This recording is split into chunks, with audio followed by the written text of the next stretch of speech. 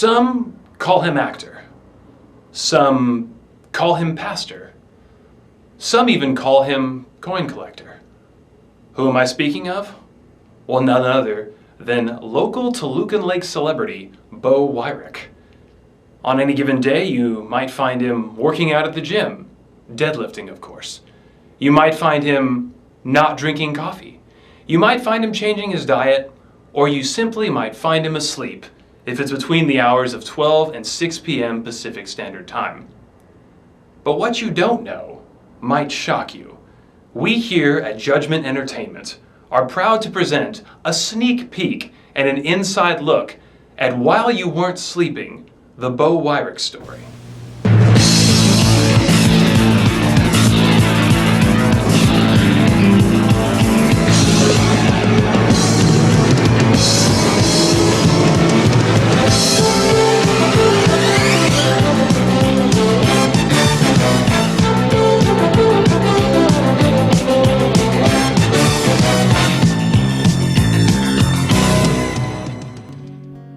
His name is Beau, and he's played many roles. My name's Bo Wrick, and I am from Orange County, California, and I play the role of Ryan. Bo Wrick.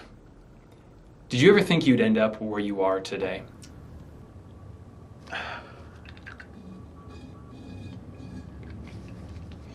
You know, I always knew that I was going to be a successful actor. I just didn't think it was going to take this long. You are renowned for spiritual disciplines. Are there any disciplines that you have found have helped you get to where you are today? Gosh, I got to give all the glory to God, and it really is just a lot of prayer and fast. The secret is if one fast doesn't seem to be working for you, you just move on to the next one. So I've done gluten fast, sugar fast, coffee fast, air fast. You've done an air fast? Yeah, that one was intense. I stopped breathing for a good 6 months. You stopped breathing? Yeah, man, it's like man cannot live on bread alone, nor just air, it's like... Interesting. So you stopped breathing for 6 months. How did you sustain yourself? I mean, it seems like you would just die. Well, one would think that. And you're breathing again. Are you currently doing any other fasts? Yeah, I'm actually in the middle of a really intense laugh fast right now. I don't want to record this. Success has many fathers, and in this case, a wonderful mother too. The actor credits his parents with all he's been able to achieve. What was it like being the parents of now a famous child actor? It's pretty exciting. It's pretty cool. Kind of a hassle. You have to carry around your own velvet ropes, but... Well, that is true. They don't supply those for you? No. Oh, no. No. We're just the parents. Yeah. You know. You have to, and they have different companies for different quality of velvet. Yeah. And so... and you got to get those stanchion things Yeah. and set them up yourself. From Stanchion World. Stanchion World, yeah. Oh, do they have good prices? Pretty good. They have sales right after the Academy Awards. That's the best time to buy. It's It's kind of like true. buying... Oh, wrapping paper. a clearance, like this, it was last year's ropes. Yeah, Right. like buying wrapping paper for Christmas the day after. Yeah. Oh, okay. Poems. While in high school, Bo was cast on the short-lived series Raising Dad, earning himself fame and a little bit of fortune.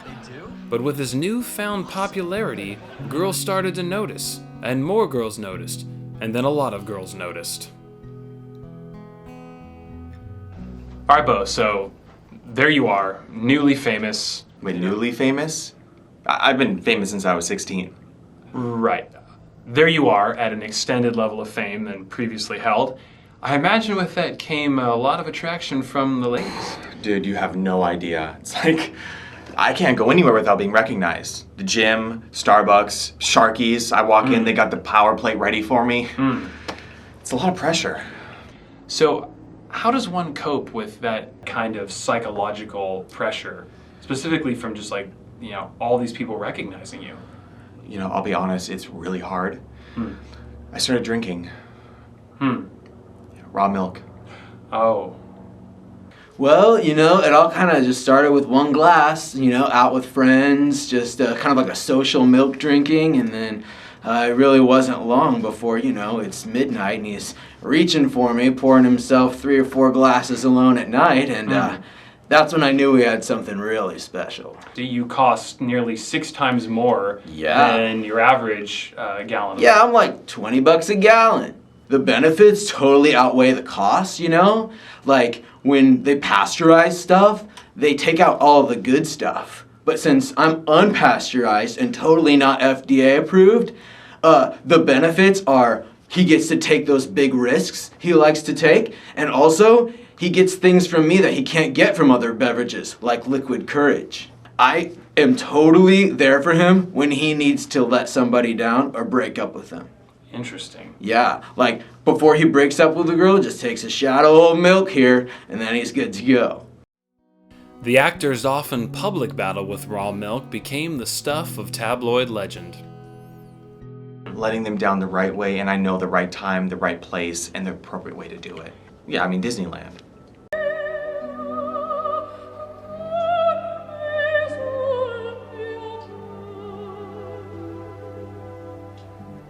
So naturally, movies is the next fit. Tell us about your breakout hit while you weren't sleeping. Well, I was living in an apartment in bunk beds because they ran out of race car beds. Ugh. And, Been there. I just could not sleep. So, I just sat down and started writing and knocked the script out in one night. Wow.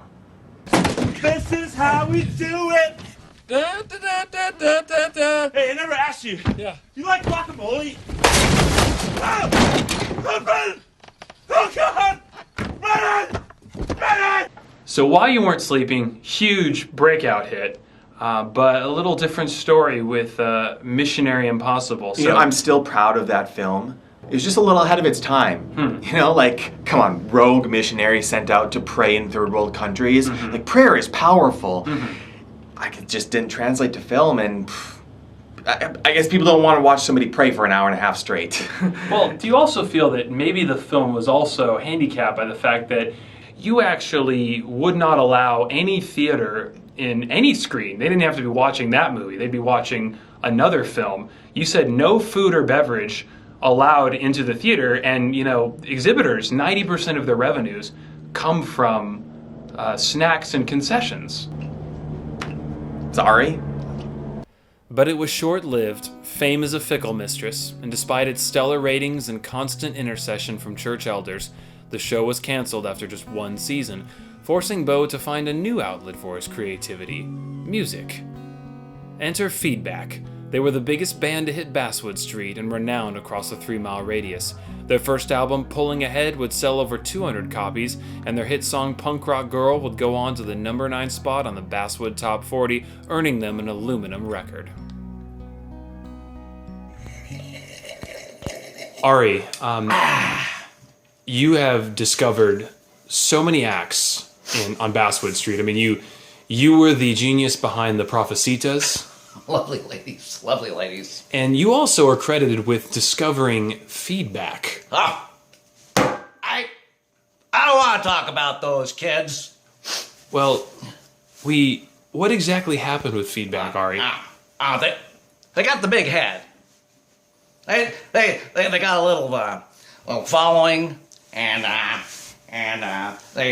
they made a CD, and then they got the big head, and the drummer would throw the drumsticks up in the sky, and one went off to Hollywood, and that was that, and just blew the whole thing. I had him here, and they got away. But it wasn't until the release of PETA and Shmita did Feedback truly find their stride.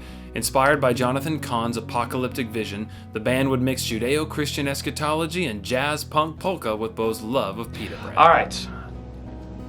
Daniel. Daniel. Daniel. Daniel. Daniel. Daniel. Daniel. Daniel. What made PETA and Shmita and Feedback in general such a cultural landmark of the 3-mile radius of Basswood and Fountain Valley, Brookhurst area?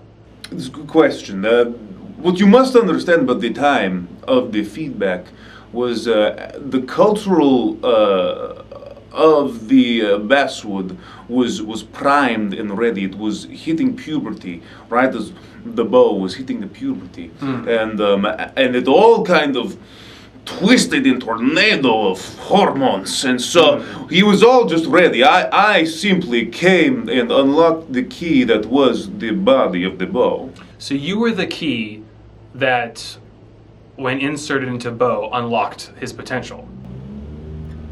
Yes. Thank you. Unfortunately, it would be Feedback's last album, as creative differences and gluten intolerance tore the band apart. With the dissolution of Feedback, a slow and precarious 8-year waiting period ensued. But it would be during this period that Beau would meet some of his very best friends for life. I will say this about Beau. He loves worship, and you know what I'm trying to deal with? Some reverence, some worship. But you know what I'm not trying to deal with? Sharing a room with him when he's doing his vocal warm-ups. He sings his own name. Bo, bo, bo, bo, bo, bo, bo, bo, bo. It's more like every afternoon when I'm trying to make some schmoop calls. All right, so Ryan, you are known as sort of on paper as Beau's best friend, but what do you say to the rumors about him actually being in love with Jason? Actually, this is what we're gonna talk about. So, I took Beau. Ryan, you're yelling. We have a good microphone. You don't have to yell. The Valentine's Day affair, if I may call it that, was completely platonic and intended upon securing a best man credit in Beau's wedding. And so at the end of the day, do you feel that you are only doing this to basically be near to Beau and his family? At the end of the day, I need to be in the wedding pictures that will be on Beau's mantle for a long time. But at the end of the day, do you really think that's what At the end of the day, what it's really about is my own personal glory. Honestly, you're really rubbing me the wrong way. Well, I rub a lot of people the wrong way. That's what conservative economics do. Let's just agree to disagree. That I'm right. Okay. Okay.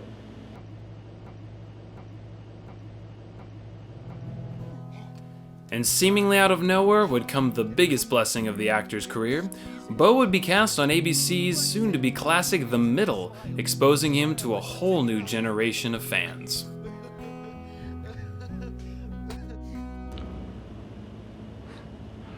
So great. Oh my gosh. Okay. So, you know, like when you're flying up in a cloud and there's like all sorts of pink pixie dust. And everything's happening and it's so amazing. You're like, why I'm in the cloud? I don't know why I'm in the cloud, but I definitely want to be in the cloud. Just like, and I don't know what's going on. But then the music comes out and it's harmonious and it's special and it's so great. Oh my gosh. And I love Beau. I'm like, love Beau. While garnering millions of new fans, the actor would actually find himself becoming the fan in a special way. So Squatty Potty started out as just a startup. We're located up in the Silicon Valley. I don't know if you're familiar with Shark Tank, but we started off there.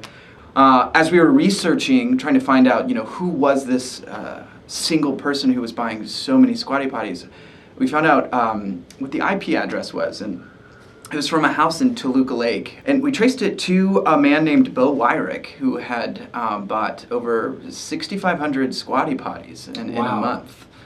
Which was just really fantastic for business. That beginning with Beau that really put us ahead. Off the screen, the actor enjoys civic activism and lobbying for better working conditions for actors. Okay, so now that the middle's wrapping up and you're kind of looking on to the next thing, you've actually got an interest in politics and advocacy, it seems. What are you working on right now, Beau? Yeah, I'm really passionate about actors' rights. There's so many of us that, they just put us through the ringer. It's like I work 2 weeks a year and they don't have raw milk on set. They don't have quinoa on set. It's like, it's really unbelievable the way that we're treated. I mean, don't you think that's a little excessive? Excessive? Look, how many people's lives have I changed? That's true, so... Is it really all that much to ask to feed my soul to allow me to feed others? No. I mean, I feel like that is spiritual. That makes sense, man. I think there's some great things in store for Beau. I'm seeing some real success coming down the pipeline. I'm receiving that for him. Word of God. Sherry Lake, word of God. Judgment Entertainment hopes you've enjoyed tonight's sneak peek, behind the scenes look at While You Weren't Sleeping, the Bo Wrick story. We do encourage you to follow this story and continuing developments, and before we part ways, we thought we'd leave you with a little teaser. While You Weren't Sleeping was able to identify and locate Edgar Schwartz, Beau's long-lost coin collecting instructor, and we leave you with this. Now, Mr. Schwartz, Yeah. you are renowned as a coin collector. Yeah. Now, I mean, so you taught Bo Wrick how to coin collect. Yeah. Now, I mean, I don't mean to offend you, sir, but I mean, what is there really to teach? Don't you just collect coins? Come on, man, come on. No, you don't teach coins, you teach coin collectors, see? So I think it was back in 96, he came into the shop down Brookers and Adams, and he was scratching around looking for a 62 Buffalo head, and I said, hey there, little whippersnapper, why don't you come over here? We got to talking, and one thing led to another, and I showed him a few pamphlets, some trade shows he might want to attend, and it was off and running. And actually, if you look into this, it's really the connection that he played that part in the high school play, 3 Coins in a Fountain, because I taught him how to collect coins. So you do the math.